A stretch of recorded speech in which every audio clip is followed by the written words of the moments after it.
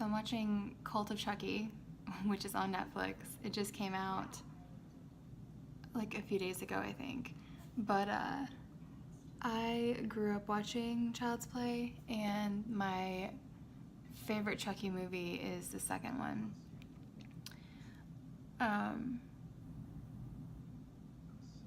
Like, I'm a sucker for Chucky movies, so. And actually, supposedly they're saying that they're getting better, even though they're not releasing them in theaters. I started watching the beginning of this the other day, and there was one part that like freaked me out. Like, the beginning is kind of surprising. The guy who played, or the boy who played Andy in the original ones, like the first two, as an adult, is in this movie now. And it's pretty good. I'll have to show the part that scared me. But I'm a sucker for, I love the classic horror movies. My favorite are the Nightmare on Elm Street, hands down, favorite. And oddly enough, like, people think this is weird that my favorite installments of Nightmare on Elm Street are the fourth and fifth one. If I had to pick my ultimate favorite out of the two, I would say the fourth one. But I mean, it's really tied with the fifth one, but the fourth one kind of edges it out. So is the fourth one. But Robert Englund will always be Freddy Krueger, no matter who they try to bring in when they reboot it, because they inevitably will, because nobody has an original thought in their brains anymore. But yeah, so I'll probably always watch these movies just because I grew up on them. And then, of course, I also really liked Friday the 13th. And then, what else was there? Just all the classic 80s/90s horror movies. Mostly, I feel like 70s and 80s were a really good time for horror movies. I think that Friday the 13th came out in 1980 or 1979, because I remember my mom told me that she actually went to the theater to see the first one. And she's not like a big movie theater person, but every time I watch it, I think, oh, my mom saw this when she was like, how old was she? I think she had to be like 20 or 21 when that came out. Okay, watch this. No. Dude is storing his head, Chucky's head, in a safe. This is like some sadistic shit right here. Like, I would not expect it from a dude that was like tortured by Chucky. I guess if you think about it, like, if you live your life not knowing where he is and where he'll pop up, if you keep his head in a safe, you can at least know where he is. So, I don't know. It makes some kind of sense on a level.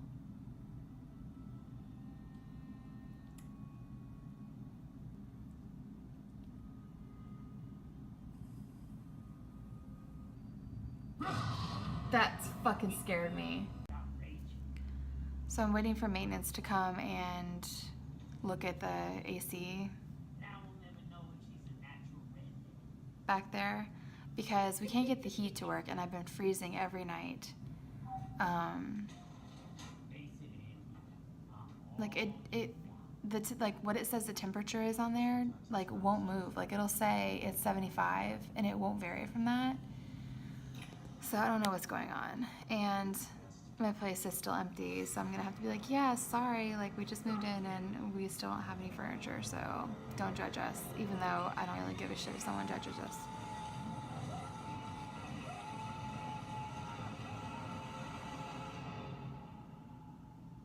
Dude just lit Chucky's head on fire with a blowtorch. And this is called Cult, I don't know if I said, it's called Cult of Chucky. And the lead actress that's in this was also in, I think the movie before this was Curse of Chucky. And she's actually the real daughter, in real life, she's the daughter of the guy that voices Chucky. I think her name is Fiona Dourif, and Brad Dourif is the voice of Chucky. Like, I could probably win some classic, like, horror movie trivia, because I grew up on this shit. And then it also came out recently that next Halloween they're coming out with another Halloween movie with Jamie Lee Curtis, and I forget the woman that's supposed to play her daughter, and it says that the movie, Danny McBride, who Danny loves because he loved Eastbound and Down, is going to be, I don't think he's directing it, but I think he's doing the script for it. So, but to me, I'm just like, okay, well, how many years after the original events is this supposed to take place? Because they're using the actual, like, Jamie Lee Curtis. She's probably in her 60s. I don't know how old she is. Like, she's probably in her 60s at least. And so I'm like, well, how old is Michael Myers? I mean, damn, at some point, are you scared anymore? Like, I did the math. Like, Michael Myers would be between 60 and 70 years old. I mean, damn. If you're going to be using the original Michael Myers, he's an old man. He's probably dead. And then Danny was like, well, maybe it's Michael Myers' offspring. And I'm like, who's going to fuck Michael Myers? This don't make no kind of sense. I really don't know how they're going to make that work. But I will probably see it anyways because I'm a sucker. I went to Target because I swear I'm pregnant. Like, I swear I am. I swear I know I am. I am having so many pregnancy symptoms.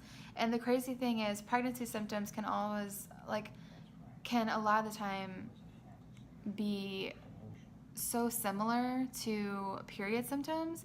And my period is late. So it's like I'm having a ghost period. The biggest thing, the first thing that I felt was like abnormally intense heartburn.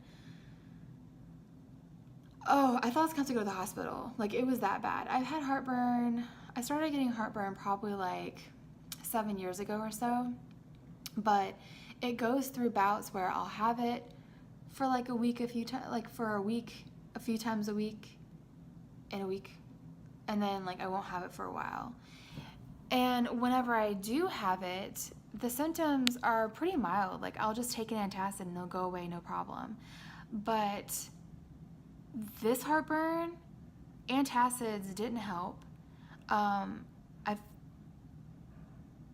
It's like street noise. I finally started like actually taking almond milk. Like, the way that I took antacids before, like, I didn't want to just take them if they weren't necessary, so I wasn't like preemptive about it. So I would just take like a Pepcid as soon as heartburn symptoms started, and really it would go away pretty quickly after I took it. But now I've started having to actually take it before I eat, because when the heartburn comes, the antacids, it feels like they do nothing.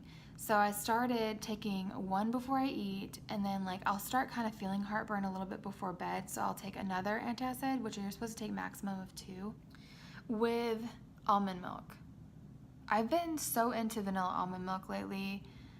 I'm trying to think of like the brand name of almond milk that I get. I think it's Khalifa Farms, maybe that's the name. I could go in the fridge and look at it, but I'm lazy. But it tastes so much better than regular milk. But it's been bad. I've never had heartburn this bad in my life. And I should have started my period like 5 or 6 days ago. So I'm late. And I'm just having every single like pregnancy symptom. It's crazy. So if I'm not pregnant, I'm dying. Like, there's just some weird people doing weird things. So one day I was walking home from Cheesecake Factory, and there was this guy, and it was like 5 o'clock. There were a lot of people on the streets getting off of work. And there was this guy who was in front of me, and every time he would get to a crosswalk, he would like stop, and like with both hands, I can't do both hands, but with both hands he'd be like this, and then go like this. And then he would walk on, like nothing just happened. And he would do it every time there would be a crosswalk, and even in the middle of the street. And so many people that live in Seattle you can tell people that have lived here for a while because it doesn't faze them. They don't even look at the guy. They just like walk on past. I'm behind him like, this one guy who had come out of a store with his shopping bags, he was waiting for a woman, and he like saw this guy doing that, and we both looked at each other, and I was like, and then we both just like started laughing. Because it was just very, very bizarre. And there's like people on the streets trying to sell their CDs and shit. Like, I get to where now when I'm walking, because walking is my main mode of transportation. Whereas before, like, if I was in a car, I would just turn on my music in my car. So now I just put in my earbuds and walk. And I was walking down, I was on my way to Cheesecake Factory, and I was almost there. And it was kind of near like the Tap House on, I don't know what street I was on. Anyway, it was near Pike. And there were these guys like hustling, like giving out their CDs, but like it was weird. Okay, so I have my earbuds in, and this guy like hands me something. So instead of just saying no, like I just thought it would save time to just take whatever he was giving me and throw it away later, or as soon as I saw a trash can. The guy gives it to me, and then he starts like doing this whole spiel, and I'm like, yeah, I'm not even gonna waste thing. I don't even care. And then he's like, you want to donate to this CD? And I was like, no. And he was like, you can use your boyfriend's card. And I was like, he's like, let me autograph it for you. And I'm like, who the fuck are you? Autographed it, and then he was like asking for me to pay for it, and I was like, no. And then I was like, oh, and then I go to leave, and he was like, oh, well, you can't take that. And I'm like, I don't fucking want it. Yesterday, I went to go get Chipotle, which, by the way, Chipotle just got queso, and it is not good. It is not good at all. So I was walking down First by Pike Place, and there was this guy sitting on the street, or like at a crosswalk against one of the little posts, the signs, the lights. And he had a shirt on that said like looking for a fat bitch, and was like yelling out fat bitch, fat bitch. Like I was like, not at me. I mean, I hope he wasn't yelling at me, but I like that was interesting. And then Day and I were walking one day. I think it was also down First, but it was like we were leaving Cherry Street Coffee House, which is not in Pike Place. It's like further down from Pike Place. And this guy was sitting on the ground, and this old guy was in front of us. And the guy that was on the ground was asking the old guy. He was asking the old guy for money, and the old guy, like, I don't know if the old guy said anything to him or if he just ignored him. And the guy just goes, "I hope you die." And I was like, ooh. There's been some real unique encounters. Real unique. But I guess that's what comes with living in a bigger city. I love it here, though. I was craving chocolate, and I happened to walk past this guy one day when I was going to Noi Thai, which is, oh my god, now I'm kind of craving that. It's a really, really good Thai place in Pike Place. But I ran across this place on my way to that one day, and I was like, mental note, need to stop by there. This is not cheap either. I spent almost $20, and I got 3 things. The most expensive thing was probably the fudge. And actually, I think this chain is like everywhere, because I'm pretty sure they had one in the Silver Sands outlet. No. Well, yeah, I think they had one in the Silver Sands outlet in Sandestin in Florida. And then I think they also had one in the outlets in Tanger Outlets in Mobile, Alabama. And a side note on fudge, it's very, very hard to find a place that does fudge well, because I've bought fudge from grocery stores before and it has sucked. But when I get it from a place that's like actually is like a chocolate store that makes fudge, it turns out so good. So this one is the Oreo fudge. That looks so good. I think this was like $8 or $9 by itself, but I'm excited for it. So I got that, and then I got 2 things that are in here. Just one second. Let me make some room here. Okay, so this is a truffle. It's dark chocolate, and it says that it's got black velvet. It's like black velvet. Black velvet cake, which I've never heard. I've heard of red velvet. They had red velvet truffles too, but black velvet, and it's like dark chocolate and then dark sugar crystals on top. So it looks really good. And I'm a sucker for dark chocolate, things that are just like ultra chocolatey. And then, of course, I feel like you can't go to that place without getting like a giant peanut butter cup. And I got the dark chocolate one because I like all chocolate, but dark chocolate's like my favorite. I just had some of that Oreo fudge, and that is what fudge needs to be about. Like, I feel better after eating it. I feel like it has healed me somewhat. Maintenance guy just left. Heater is still not working. He has to consult with the contractor because this is a new building. The hell? There's like some kind of like big crane looking thing that some guys like drive around out there, and I'm just like, yeah, Seattle is having so much building. Like, they're building so much in Seattle right now. I'm looking at jobs, and there's one job, oh my god, it pays so well, but it's like public administration, like hospital stuff, and they require that you have a master's degree in public health. I only have a bachelor's degree in legal studies, but I mean, if there's like a good amount of job prospects for something like this, like oh god, I don't want to go back to school. I don't want to. University of West Florida, back in Pensacola, where I got my bachelor's degree from, they actually have a online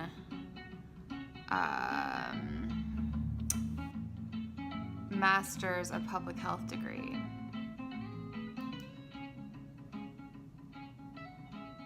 But I don't know. Like, that probably wouldn't be too horrible if it's online, but I don't want to. Maybe this could be interesting though. I mean, like, the actual degree itself.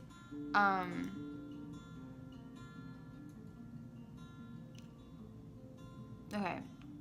So, the Master of Public Health core courses, they have something called Biostatistics for Public Health. That sounds like math. I'm not as scared of math as I used to be, though. Like, that'd probably be okay. And then they have epidemiology. I think that's how you pronounce it. I kind of think I know what that is. I'm not sure. Public health policy, social and behavioral sciences and public health, and environmental health. I mean, that all sounds like it would be interesting. Those are the core courses, and then the required courses. I think they require 45 credits for this degree. So that's 15, and then 21 required courses. Biological basis of public health.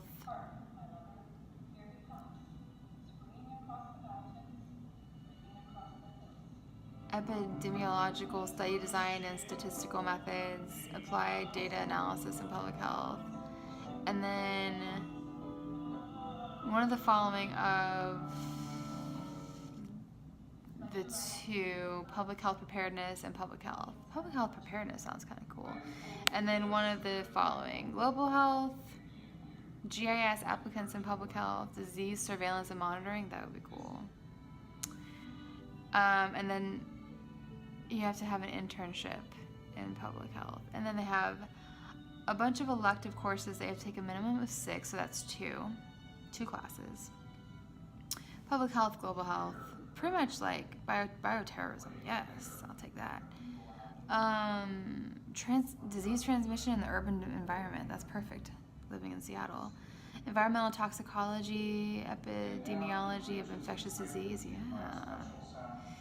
Legal fundamentals of healthcare. Like, I've got a bachelor's degree in legal studies, so that's kind of related. Strategies for prevention of infectious diseases. I'm not even working right now. That could be a goal. Maybe. I don't know. I don't really feel good about it.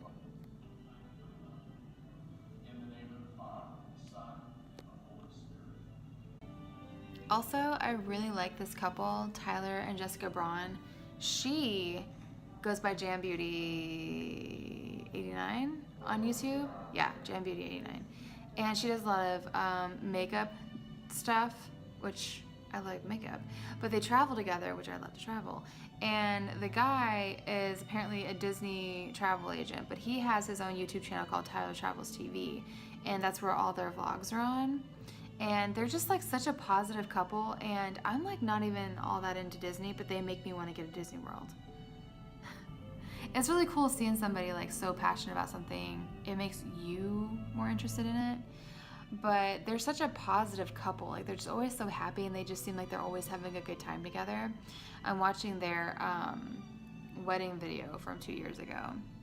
It is an honor and privilege for me to introduce to all of us for the first time here, Mrs. Ira Jessica.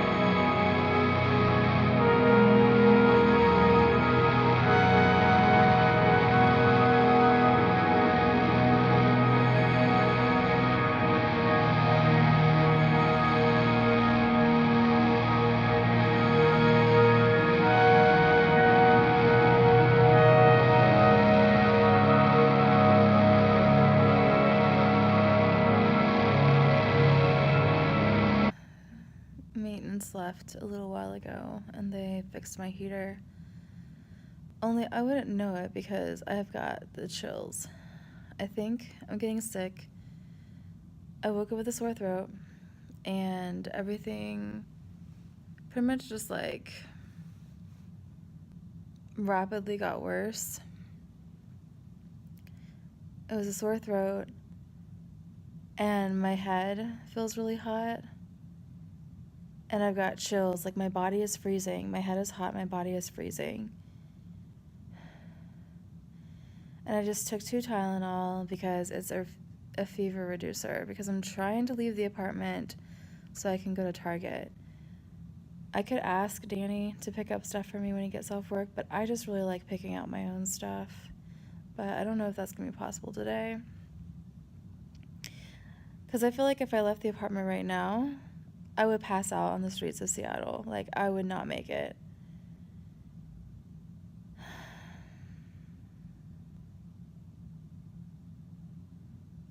And I still don't have my period. And last night I had hellacious heartburn again. And now today, my chest hurts where like the burning was. It feels like it's scarred. And I'm terrified because I was reading that if you have acid reflux a lot, you have a higher chance of getting esophageal cancer. And I never got heartburn this intense until I moved to Seattle. So I've been getting this heartburn this bad for a few weeks now. And my period still hasn't shown up.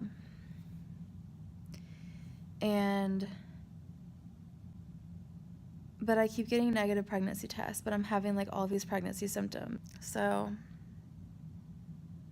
I'm pretty much dying is what I think is happening.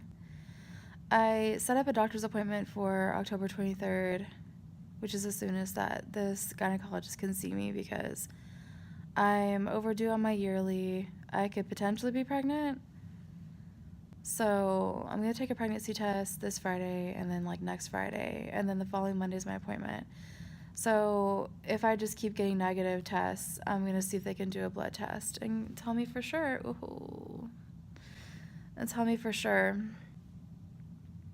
whether or not I'm pregnant and what is actually happening to me.